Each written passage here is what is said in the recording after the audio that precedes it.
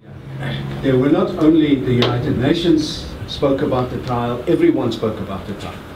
So there was a really strong international campaign to save their lives and to release them. So if you see, you'll see in this was one of the leaflets of the British anti-apartheid movement. And it was on political problems, and it says,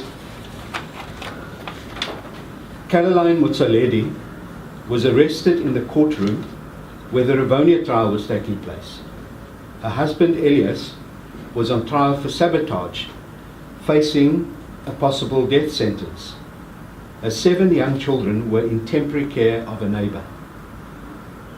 She was taken away from the spectators' benches.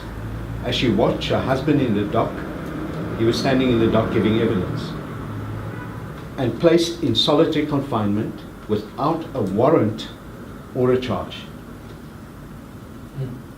Without a warrant or a charge.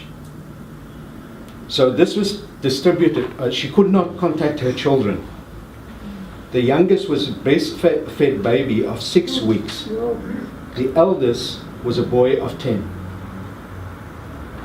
And what they did in England, members of the ANC, members of the Labour Party in Britain, other socialists and so on, they made this leaflet and they stood on the streets and gave it out. They went to the universities and gave it to students. And that created an awareness, and they raised money to support lawyers and to support families from ordinary British people, from people on the street. Right? So that's a very important question, that when they spoke,